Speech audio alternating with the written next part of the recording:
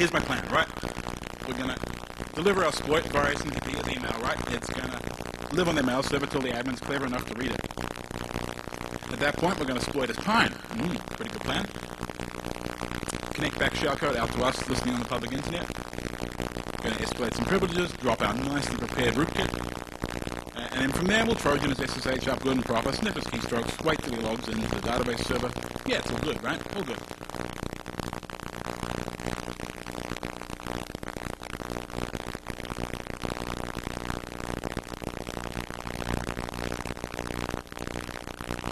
Those didn't look like email addresses when I wrote it. Alright, anyway, so, got a brand new Pine 0 day, run it through our mail spoofer, send him something he's got to read, right? And that looks like a compelling piece of email to me. And we fire up our netcat, and we hang around. You notice for convenience that's on port 1337 instead of 443, but never mind. And look at that shell, right? Pine exploit worked perfectly. Yep. You are the admin? Yeah, he's a clever man, nice username. Oh shit, where does Pine go? Nah. Ah, look, damn thing dropped call, right? He's probably going to notice that. He's sitting there using his Pine, bam, all gone. Ah, shit.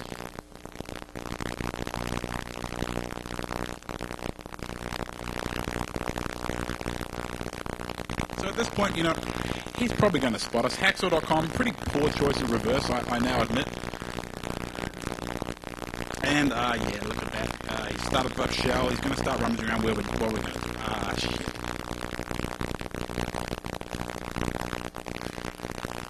So right about now, if you're a clever man, you know, if you're a wise man, it's time to drop carrier, right? ++, 88 more, just get the hell out of here, right? Things have gone horribly wrong. Ooh. Apparently pear-shaped doesn't translate well into North American English, you know, terribly sorry about that. But yeah, did you see that in the PS output back there?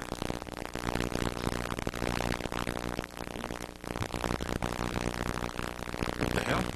Look, SSH session root at their name server. That sounds pretty good, huh? Pretty good. I'd like that.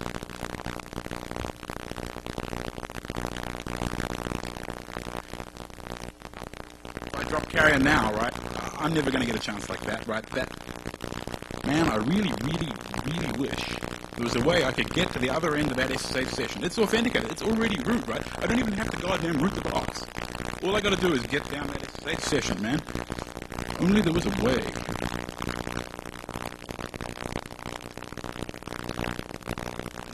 Like fucking duh, there is. Which is why I'm standing here.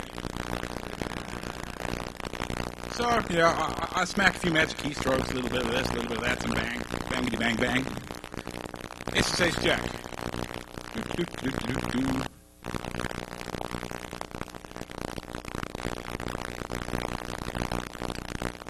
Just like that.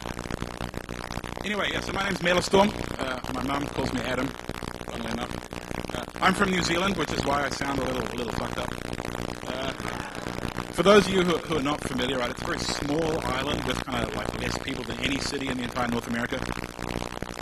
And yeah, we have lots of sheep and apparently hobbits. I haven't seen any, right? There aren't. Let me tell you right now, there are no hobbits. Right? There's no hobbitses. They don't have preciouses. They don't exist. You sad Tolkien fanboys. So I work for a Linux integrator. I don't actually do much security for a living, so I'm kind of here in a personal capacity, which is why I can say fuck. In the past, I've been a corporate or security consultant. I've done network engineering. I've done all sorts of stuff.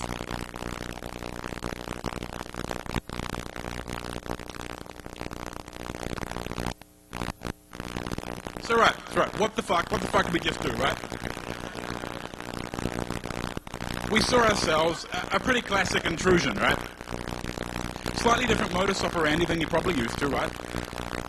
Server boxes was pretty well secured. Instead of attacking the server directly, I decided that the best way to do it is to attack the admin's desktop and then from there to the server. Because desktops, right? I mean, Linux desktops, just as much as Windows desktops, there's a whole bunch of complexity, right? We don't have clipping, but we do have, you know, lots of candy and enlightenment and things that make your desktop look real pretty. And all that complexity, all that kind of intellectual candy floss that's there to just rot your brain, right? That's where all the bugs are. So I want to root up someone's big Linux server, right? I'm not going to go after the server. It's got intrusion detection all over the place and intrusion prevention like it works. I'm going to go attack the desktops, right? That's where it's at. And certainly people who have Linux desktops, right? They're real geeky. They have glasses and long hair and Unix beards and shit, right? And they look after all the good stuff. So that's where you're going to go. But sometimes, right? Sometimes you're not perfect, right? Things go wrong. In that particular case, we got busted, we dropped core, he's going to notice. So, you can drop carrier like some sort of little pansy. Or maybe, you do something a little different, display some adaptability, something a little new.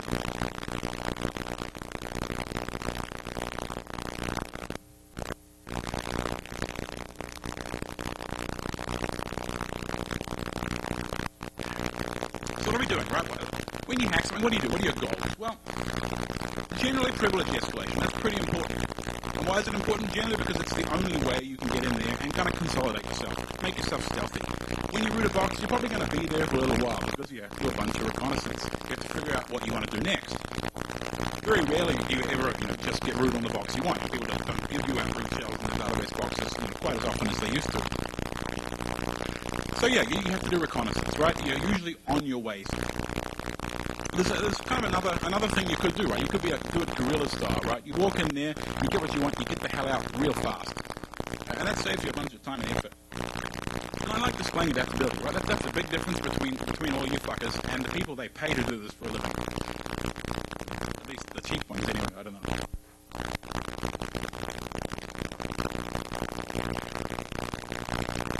So this is just a really big name for rooting other stuff instead of the stuff you got. Cross-host privilege escalation, right? So privilege escalation is pretty normal. You have a user account, you want to get some root. That's good. I think root on another box is just as good as root on this box most of the time, right? And local root, it can be a distraction. You're on your way to somewhere. You don't have time to sit around and root get a box up good and proper. Local vulnerabilities are easy to exploit often, right? We have a lot more information, what specific versions, stack layout. We know what we're getting ourselves into.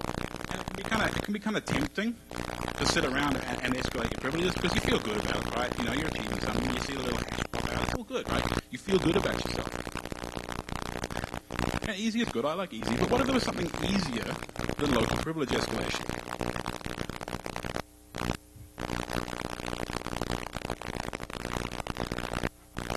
Trust relationships. Yeah, it's kind of old school, I know. People got up here, must be like 5, 6, 7 years ago talking about trust relationships. It's kind of old school, yeah. Mm-hmm. You remember our hosts and back when ports were 1024 were just magically root. Back when people exported /read-write to the entire world. That was good, right? We're just a bunch of long-haired Unix hippies, right? We love each other, it's all good. We just share. My disk of space is your disk of space. It makes you feel good, right? It's old school. You feel like your mummy's tucking you up in bed. No, it's good. It's good. But we called that hacking, right? That's just embarrassing, right? That wasn't hacking. That was just mounting stuff. How many of you watched, was it Unauthorized Access, where Simple Nomad goes like mount, and he's a hacker? Sorry, if you're in the room, sorry.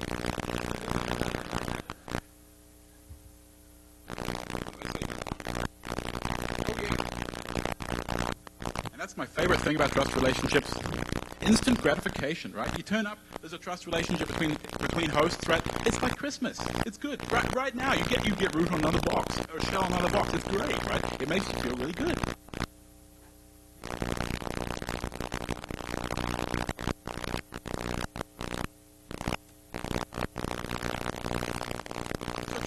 Traditional trust relationships, right? I call them non-transient trusts for no reason other than that I'm obviously about to talk about transient trusts. So that's what I'm calling traditional kind of fixed trusts. Things like hosts, things like SSH key-based trusts. They're trust relationships that exist kind of as stored authentication credentials, what Bruce Schneier would probably call one-factor authentication.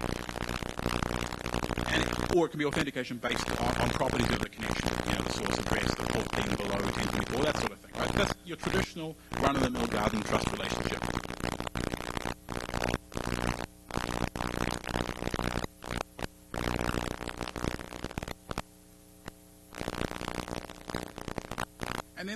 those trust relationships which are transient, which trust relationships that exist only for a period of time. And generally the most interesting class of those is post-authentication connections. Once you've initially carried out your authentication, the remainder of that session is effectively a transient trust relationship between the hosts. Unless you personally authenticate every single packet you send, then you have to accept some sort of transient trust relationships between hosts.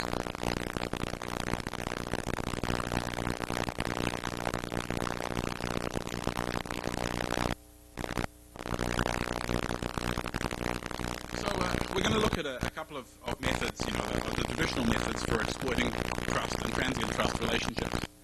And to do so, I picked a couple of metrics just out of the air, right? How easy it's going to be to do it, how sneaky it is, how stealthy, how close to right the fuck now you can do it, and an overall kind of feeling of feasibility, right? Because an attack's no use if you're only going to be able to use it one time in 100. So yeah, we're going to evaluate them, and for the purposes of this, we're just going to assume that we've got a non-root shell on a box.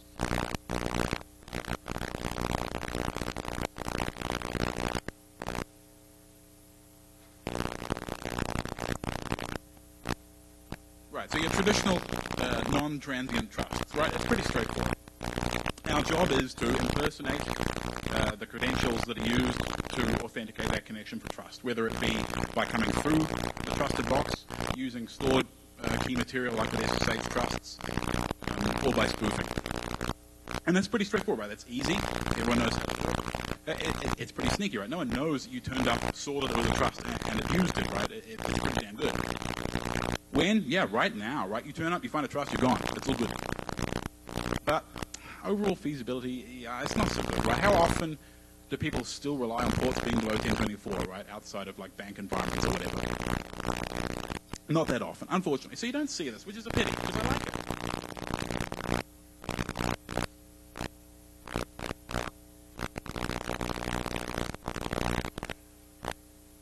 Right, the other interesting way to attack a transient trust relationship, the traditional way of doing it, if you will, is the keylog, right? So during authentication, you log the user's input, either by trojaning SSH, having it listen to your keystrokes, or by logging it from the keyboard with a hardware keylog, or whatever the hell, right? Even shoulder surfing, right? Something old school like that. So you steal the credentials, and then later on, you reuse them for your own good. Right? Classic technique. Easy, hell yeah. Everyone does it, right? It is the standard way of getting from one box to another. Right? Stealthy, sure, you do it right. You rootkit the box up, you trojan it, all good. This is the downside of this, is you have to wait for them to log back in, right? And say, like in our example earlier on, right, you're about to get busted. So if you now go ahead and kill their SSH client, they're not going to reconnect, right? They're wondering where the fuck Pine went. So yeah, that's not so good. Overall feasibility, though, it's a really good technique, right? It's kind of the gold standard. It's what everyone does. You can always fall back on a keylogger, right? It's all good.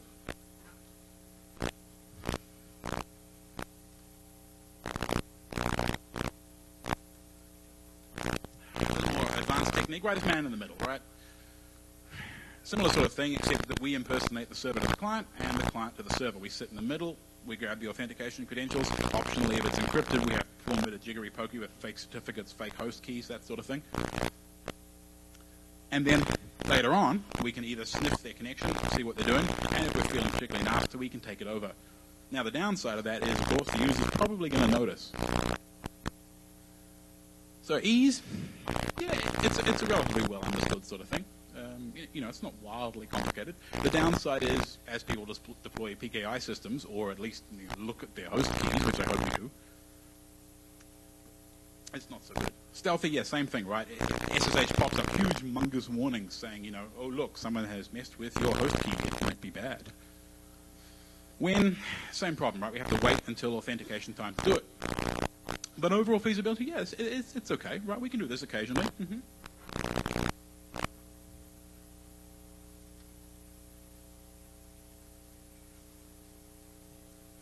Now this is a kind of old school, right? The TCP hijack attack, right? You take a running open post-authentication connection and you bust open sequence numbers and you hijack it, right? This is old school. It's been used quite famously by Mr. Kevin Mitnick.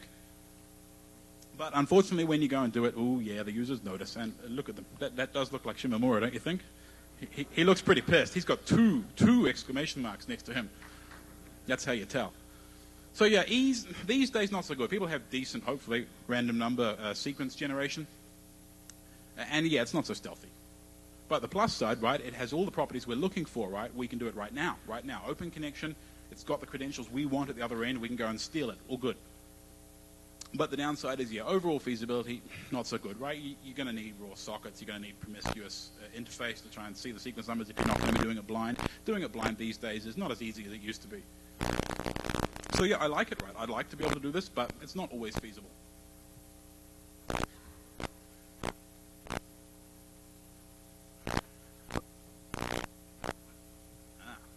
But this is the fun one. So, after we've authenticated the session, we turn up on the user's box and we sneak down their running connection from inside their box. And they don't notice. That sounds easy. It is.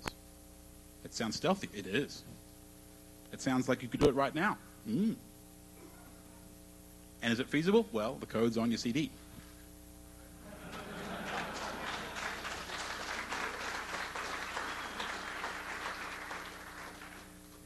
Say what? Yeah, hijack the application.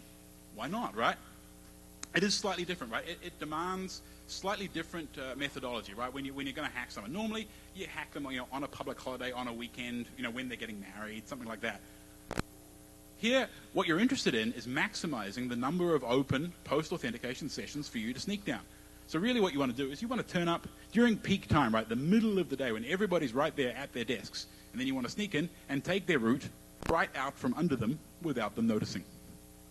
Right? Just daylight robbery. And the funny thing is, right, it's not even that difficult, right? This is just a party trick. I mean, all I did, right, was I thought, there's a lot to be learned from kind of old school DOS viruses. There's a lot to be learned from things we've done in the past. And this is just creative reapplication of the same tricks that, binary reverse engineers and virus writers and all those sort of, kind of sneaky fuckers have been doing for a while.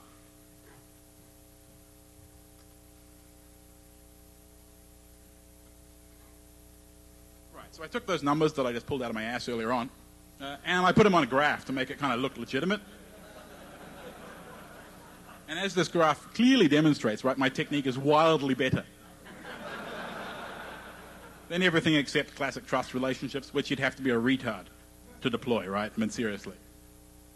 So yeah, I graphed them, and really the conclusion from this graph is that transient trust relationships, exploiting them, is almost as much fun and as easy as exploiting traditional trust relationships.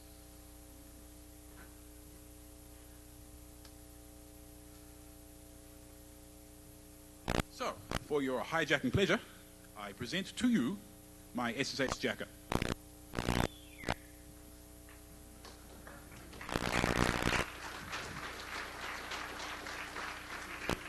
It doesn't actually look like that, right? You don't need to clap, but it looks different. It looks like a script and stuff.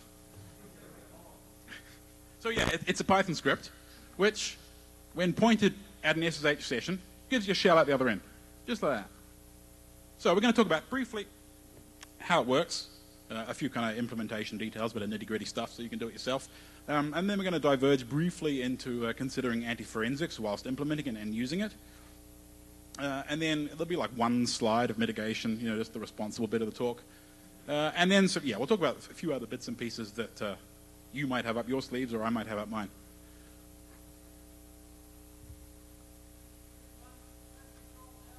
Control L, you reckon, huh? Full screen. Hey, that's pretty futuristic. Wait. Control L, you say? I'm not familiar with this commercial software with the two buttons and stuff. I'm kind of a one-button sort of guy. Hey, that's pretty sweet. Hey man, I just hack your network, right? I don't do presentations. So yeah, SSH, right? For those of you who aren't familiar, which probably isn't anybody, I guess, SSH provides this virtual channel metaphor, right? Effectively, SSH provides a multiplexed transport, right? You can run multiple sessions across a single encrypted TCP pipe. right? And it provides a number of useful things for you to connect to those sessions. The typical ones you'll see is your TTY. Apparently that's pronounced titty, I'm not sure. A shell for you to talk to on the other end of your titty. And of course, TCP sockets is the other thing we normally shunt around, X connections, that sort of thing, things over TCP. People are quite familiar with that. So what we're trying to do here, of course, is we want to be able to take the user session away from him and use his credentials, but we don't want him to notice, right? And this sort of virtual channel metaphor is exactly what we're looking for.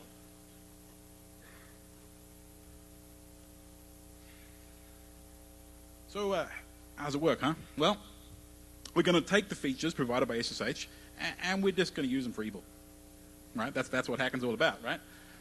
So what we do is we ask for a second shell. We say, hey, server, I'm Bob, I'm authenticated. You saw that earlier, right? I gave him my password. I'm good, right? You want to give me another shell? I can go another one, maybe two. And then we're going to glue it to the hacker. Give him a socket. Connect it up. Oh, look, a shell, just like that.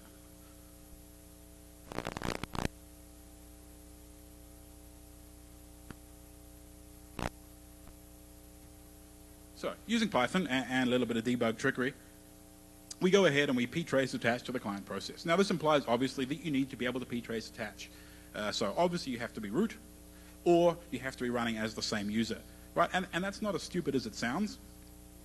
You think about all the Firefox bugs we've had lately, right? Admins who run Linux on their desktop are almost always going to run Firefox. There's been a few Firefox kind of zero-day run code sort of bugs. You turn up on the desktop, you find every running SSH connection, you jump down them.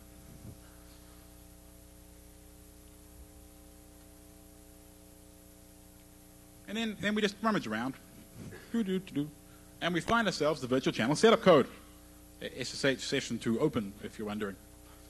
All right, and then we just go ahead and patch it. So instead of talking to the user, it talks to us.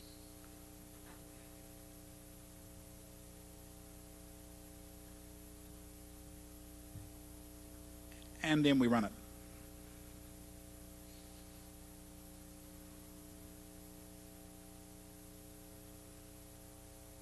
And then we just put everything back like nothing ever happened, except that the shell just popped out by netcat.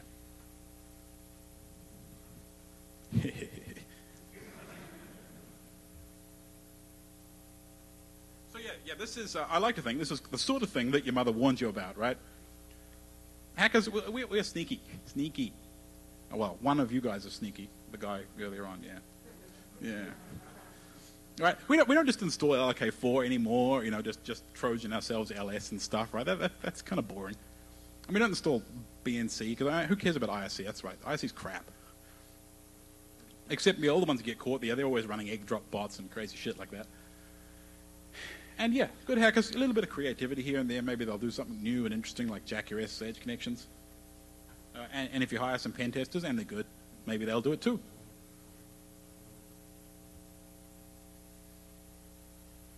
So all we're really doing here, it's just automated debugging, right? It's not crazy, it's not rocket science, right? And of course, if you give me a debugger and one of your processes that happens to be doing something important, of course I can fuck with it, right? That's normal, that's what debuggers do. And humans with debuggers can do sneaky things. But what we really want is we want to automate it, right?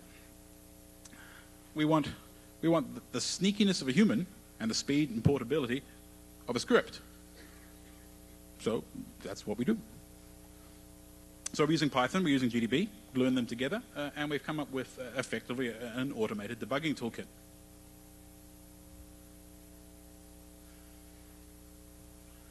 Of course, one of the downsides about this, and you know, if you've done any binary reverse engineering, is that debugging binaries when you don't have any symbol information is not really debugging, right? It's not fun anymore.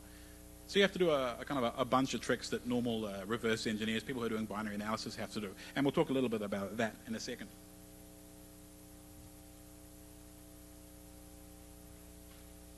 So yeah, the nitty-gritty implementation details, right? A little bit about Python, about GDMI. One of the things we have to do is we have to find a safe place that we're going to stop the program and kind of mess with its execution flow, because obviously we can't just go, you know, wildly executing code in its memory space and hope it's going to work.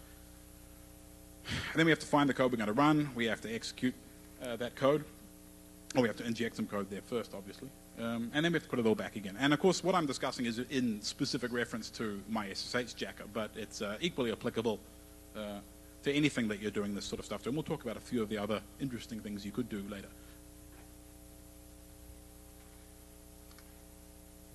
So yeah, GDB is the GNU debugger, for those of you who aren't familiar with it. I'm sure you've heard of Richard Stallman, right? He writes some good stuff. One of them happens to be a debugger. It's pretty cool. And GDBMI is its programmatic interface. GDBMI is actually pretty suck. It's about half implemented, but it's good enough. So yeah, I went ahead and just wrote some Python bindings for it. Implements, pretty basic functionality, but enough to get the job done, right?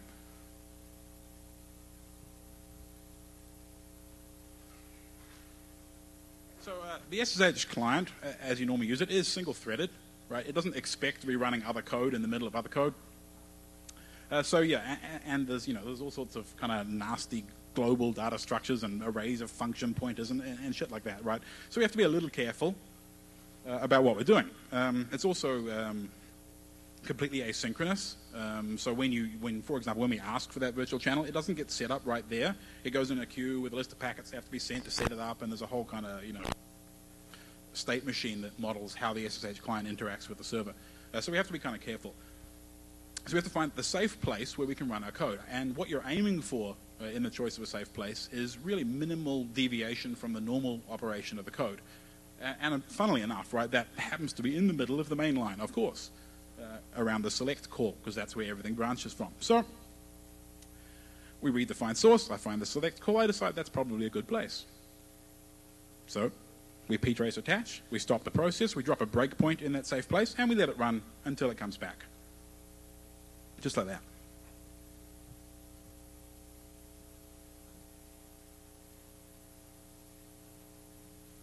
But where is select? Normally, right? Normally if you're debugging something, you just go, hey, GDB, where's select? And it goes, oh, yeah, over there. It's all good. But we don't have any symbol information, so we have to do a little, work backwards. And this technique is very well understood. Everyone does this sort of thing. So where does select come from? It comes from libc. So how does it get in there? Well, the loader puts it there. Where does it put it? It dynamically links it into our address space. So we ask, where'd you dynamically link it? It says over here. That's all good. And then, we have to rummage around in the global offset table, find it in there.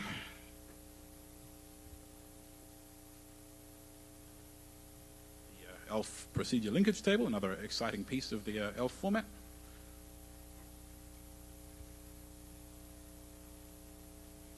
And then we rather boringly rummage through the code segment until we find a piece of code that calls that PLT entry. In this case, actually, it's quite easy because there is only one call to select in the whole damn binary. So we can put a breakpoint right in the middle of the ELF PLT. Save me a step. Nice. So yeah, now we found select.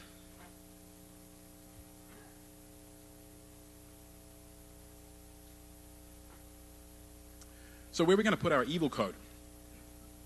Well, we're going to go and patch SSH session 2 open, which is the piece of code responsible for setting up a new virtual channel and asking the server to connect something to the end, be it a TCP socket, or in our case, a shell. Still no debug symbols, of course. Fortunately for us, there's a unique error string in there. It happens to bitch about the dupe failing, and that's the only occurrence of that string in the binary. So we rummage around, we find it in the read-only data section, and walk the code segment looking for calls to that, right? Now we know roughly where we are in this function. Nice and easy.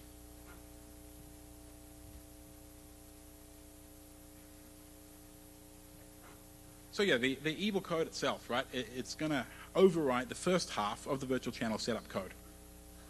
We're going to save the registers, we're going to save the flags so we don't fuck things up too much. And then basically we're going to inject, it's shellcode, right? It looks like shellcode, same sort of thing, right? We're going to call socket, we're going to call connect, we're going to connect it back to wherever we happen to be listening, and then we're going to substitute it for the file handles that it's expecting to be a normal Unix TTY. I like Unix, that's cool. Let's see you do that in Windows where your WinSock sockets are different from your file. Ah, Jesus. And then we're going to leave the registers set up just right so that the second half of the function runs perfectly. And for really no good reason at all, I'm using libc calls instead of kernel syscalls, which I could, but just, a bit of variety. Sick of kernel syscalls, very boring.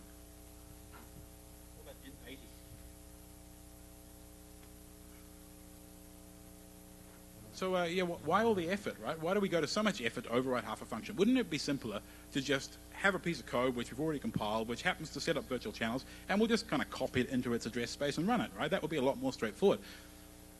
Yeah, it might be. But one of the really suck things about that is you have to link it by hand with no symbol information, right? Which, if you've tried, is not fun, right? That's not a fun game at all.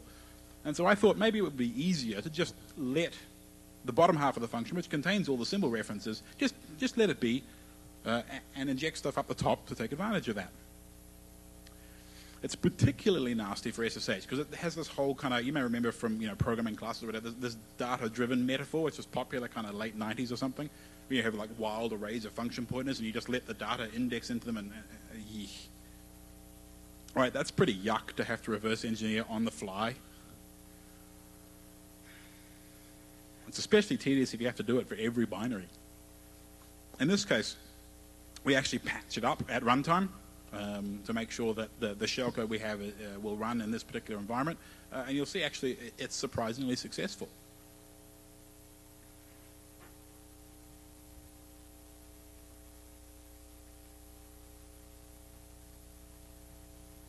So what do we do? Well, we work backwards from that unique dupe error message we found. We find the appropriate place at the top of the function. We just kind of walk up until we see a function preamble. And then we learn a few bits and pieces, like how big the local stack is, and we patch in the command line parameters so it's user-friendly. And a few other bits and pieces that we discovered as we were doing our thing. And now we have a nice little piece of evil.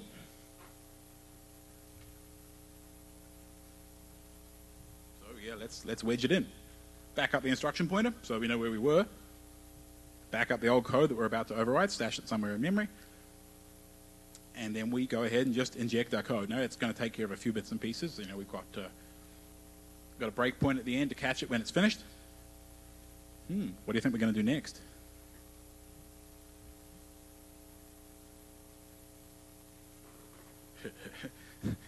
That guy over there, right? He's busy. He's playing Hunt the Wumpus, right? He's just doing his job. Right, that Wumpus, it's still going to kill him. And we got ourselves a shell. Just like that, transparent, like the user doesn't even notice, right? He sits there running something interactive, shell pops out from underneath him, and he doesn't even notice. Sucks for him, huh?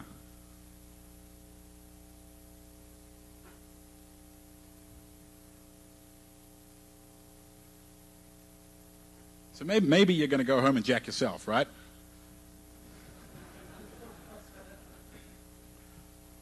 So what are you going to do? How are you going to do it? How are you guys going to go home and hijack yourself some action? Well, it's pretty straightforward. What I did, and you don't have to, kind of do what I did, of course, is I wrote the hijack code in C first, makes it nice and easy, compiled it up, and compiled it actually directly into SSH, because I wanted to prove that you could have 2 shell sessions down in SSH, and you can. So yeah, I hooked it up to like a magic keystroke in the, you smack the escape tilde or whatever the hell it is, right, and bring up the command prompt, and I typed in, open me a shell, please, and it gave me one, right, just to prove the point. And then, of course, the compiler had conveniently generated most of my shellcode for me. Gee, that's so hard. Glad I bought the book. And then I went ahead and implemented hijacking for a binary that had debug symbols. Make it nice and easy, just to prove that I get the code in and out of memory, in and out of the half of the function, nice and easily.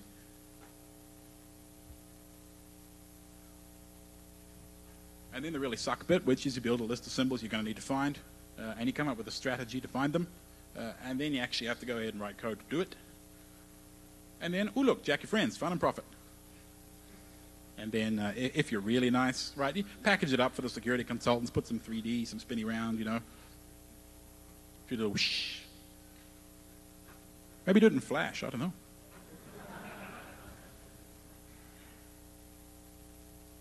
A few bits and pieces, right? The things that didn't fit in elsewhere. Think about how much you use SSH, right? You use it for SCP. You use it for CVS. You pipe stuff over SSH all the time. You have backup push. You have some CPIO or your AFIO or whatever other home roll backup solution you're using on Unix because you can't find a decent one. Yeah, it gets around, right? There's a lot of it.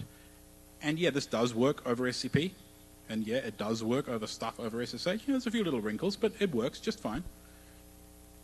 Actually, the code on your CD doesn't work just fine. The stuff I have right now does, and it'll be on, I guess, on blackhat.com or DEFCON or wherever they put this stuff after I've finished. But yeah, so yeah, it does. It jacks SCP just fine.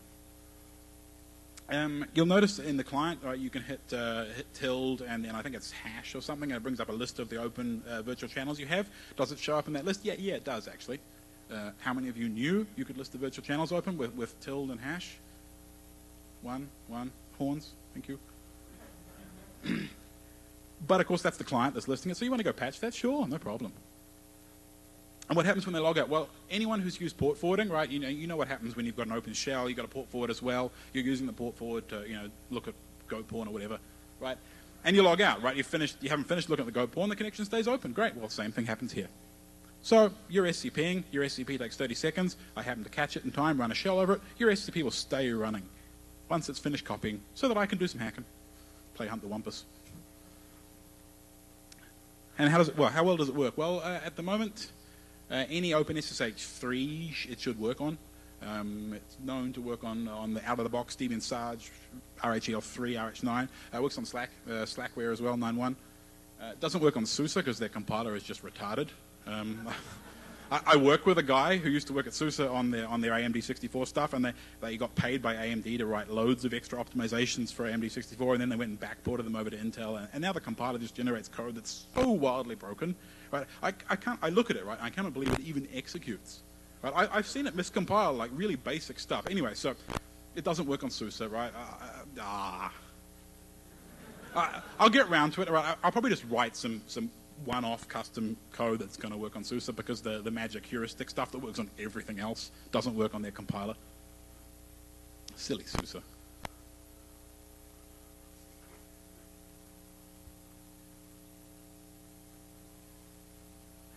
It's also worth mentioning, I guess, Python 2.2, 2.3, 2.4 it's known to work with. 2.1 it ought to work, but I haven't tested on 2.1. Anything older than that, you probably, there's a few bits and pieces that are broken. GDB, I haven't noticed any version it doesn't work with yet. It's a pretty straightforward text interface. Now, if you'll indulge me, a brief tangent into anti-forensics. Now, those of you who were at Blackhat or RuxCon last year may have seen the Grugs talk on anti-forensic stuff. I don't know if he was doing it at DEFCON. Was he? No.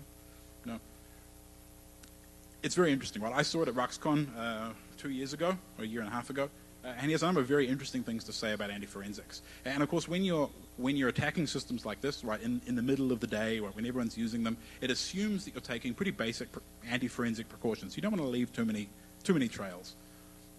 So yeah, I'm going to talk just a brief, very brief overview of anti-forensic technique, and then how I've implemented it successfully and unsuccessfully in some places when I was using and writing the SSH Hijacker.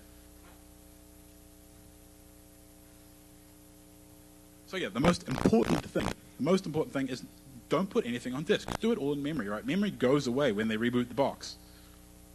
Right, there's nothing on disk, there's no tripwire, there's nothing for them to look at with Encase or whatever other expensive kind of forensic products they're using. Suck if you get swapped out the disk, no well. But really, you want to try and keep everything in memory only. Use local tools, right? These are Turing-complete machines. You can write your exploit code in whatever's available, right? If you have to write a port scanner in awk, do it, right? Right? If it has a Perl interpreter, great, use that. Right? If it has a Python interpreter, use that. If you're good, right, you turn up, you find what's there, and you write your tools on the spot. That way you don't have to go and wget magic hacksaw tarball.tar.gz from hacksaw.com, right, which is a real fucking giveaway. You don't want them to know what you did. And yeah, try not to make new network connections, right? You don't want anything for their intrusion detection or cough prevention systems to spot. And you don't want them sniffing your traffic and kind of replaying it later and figuring out what the hell you did. So yeah, reuse your existing connection, hide in plain sight, use encryption.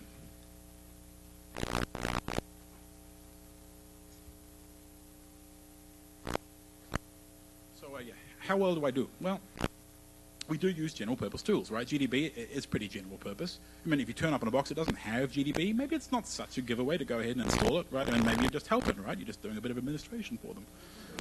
Some of the best run Windows boxes I've seen are admin by Russian hackers. Remotely, right? They don't even have to go on site to reboot it. How nice. So yeah, we do. We use general purpose tools. We use the Python interpreter, we use GDB. That's nice. SSH is encrypted, so the packet loads, not much use. And yeah, our new shell that's going across the existing SSH connection, right, there's nothing new there. There's no new connection for any intrusion detection or things to spot. nothing for them to log, right? Not very interesting. So that's good. We're looking okay so far. And yeah, where do I suck? Well, Python code lying around disk, not very elegant, right? I got to copy the script across, and then I got to go Python SSH Hijacker, yada yada, right? That's not very nice. There's a script lying around for them to look at. Even Python bytecode lying around, you can turn that back into code pretty easily.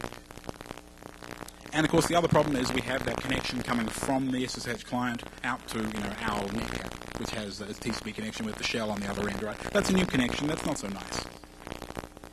And yeah, it's in the clear as well. So obviously, if I were a cunning man, if I were a patient man, I would have implemented SSH connect back, right? Because all the code in the client is there, right? We could just SSH out. That would be nice. I haven't done that yet, sorry. But if you happen to turn up over SSH, right? So say it's the second box you rooted in a row, right? And you just came in across an SSH connection. Why don't you set up a port for it? Bring it back down like that. That would be a pretty good idea.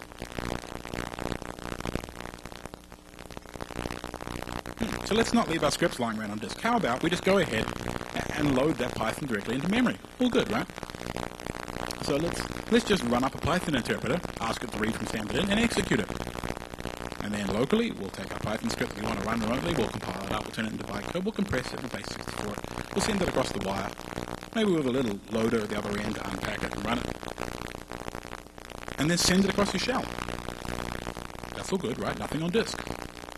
That sounds straightforward to anybody? That's pretty straightforward to me, right? It's just 3 lines right there, and then a little bit of jiggery pokery.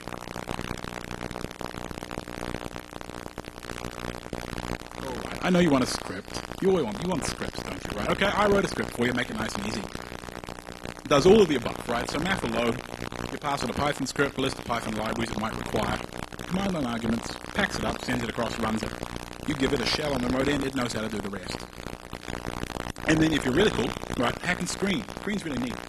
Screen is a terminal multiplexer, right? You must know screen. Does anyone not know what screen is, right? Sorry. Terribly sorry, apologize. Screen has this really cool feature called bang. It'll run a local command, and then there's a bunch of other options, but it will inject the output of that local command into your remote session. So I sit there and screen, I go Control A, my screen escape sequence. I go bang, bang, bang, bang, bang, bang. Half a load, SSH Hijack, process ID, destination host and port, and it runs it on the remote machine, just like I was there. It's pretty cool, right? You can almost forget you're running it remotely. And obviously for your convenience, that's on the CD.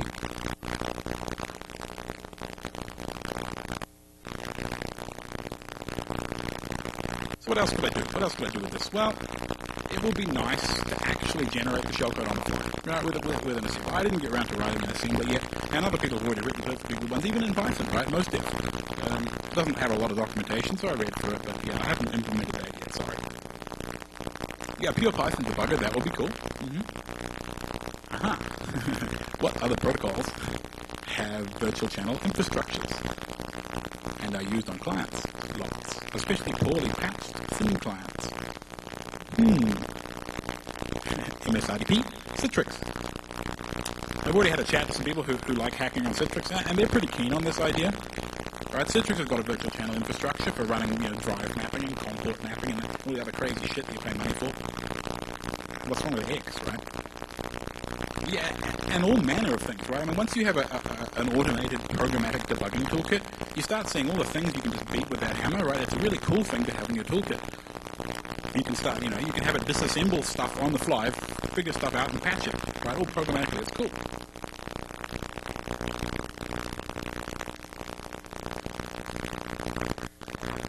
Right, now being as it is that, I'm obviously some sort of long hair, right? And I'm from the Antipodes, I'm not very fashionable, right? I'm kind of stuck in the 80s and shit, right? So, I'm not sure if this is still fashionable, right? Because blaming Theo for everything. Is that still fashionable? Yeah? Yeah, okay. Unfortunately for me, it's not Theo's fault. Sorry. It's actually a feature of all things. Right, the SSH protocol specification says it's just fine to have multiple shells on the other end. In fact, it's a requirement. Right, that's pretty cool, huh? I hadn't really thought about it before, right? My SSH client, right, you type SSH, you get a shell, that's all there is to it, right? But now imagine like a graphical client, like a tabbed client where you have multiple shells, why not, right? It's a good idea. So yeah, it's a feature, right? if you could get a shell from the server back to the client, right, that would be a bug. Unfortunately, Theo took care of that. He's a good dude. Same with unsolicited port forwarding. If you could port forward from the server back to the client without it asking you to do so, that would be a bug also. But no, it's taken care of.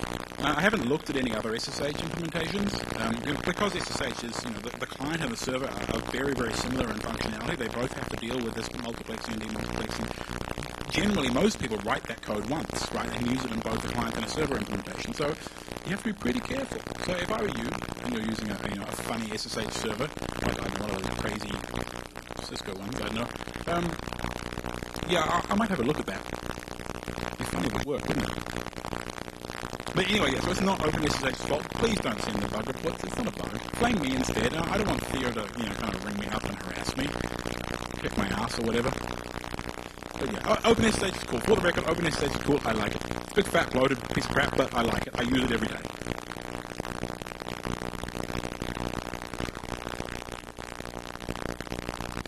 Right, mitigation technique. Responsible slide right here. Don't get rooted. Nice and easy. You could, if you were cunning, patch ptrace maybe, so you couldn't do it as a user. I mean, yeah, that'd work, I suppose. There's patches around to do that already. One of the things that's not on there is you could, the SSH agent, they try to prevent this attack by making it set GID. I don't know that making your SSH client set GID is a good idea, and then there's probably all sorts of other things that will go horribly wrong if you did that. One of the most important things that you can actually do to help yourself is if you're running trust relationships using keys between hosts.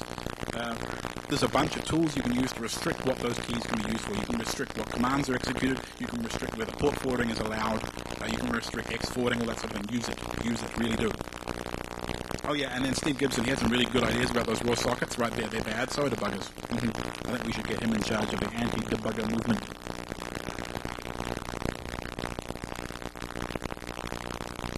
Why do you care? It's just a party trick, right? This is just like keylogin but fast. That's all, right? It's not wildly 0 day. If you get rooted, you're screwed. You knew that. Rich desktops, yeah, it's a good way, right? Attacking desktop machines that are filled with complexity is a very good way to get to well-protected servers. And especially Linux admins. Anyone running Linux on the desktop is probably looking after interesting stuff. And yeah, try it against RDP or ICA. That could be interesting.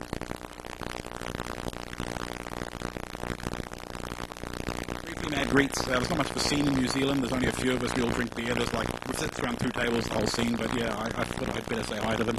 And GNU Spice, he gave me my first security block a few years ago. He's a good dude. Oh yeah, and there were a few talks at Ruxcon that were interesting. The ELF, Sean Clow's ELF encryptor, right? That's some crazy shit, right? Go read that. There's like symbiotic, p-tracing processes that take memory in and out of each other and unencrypt. It's crazy. Go look at it.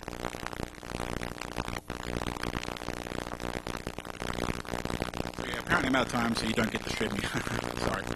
There was also a demo, but I'm getting the death signal. So if you want to see a demo, come see me afterwards. We'll do it on a box that doesn't look like a screensaver. Thank you guys.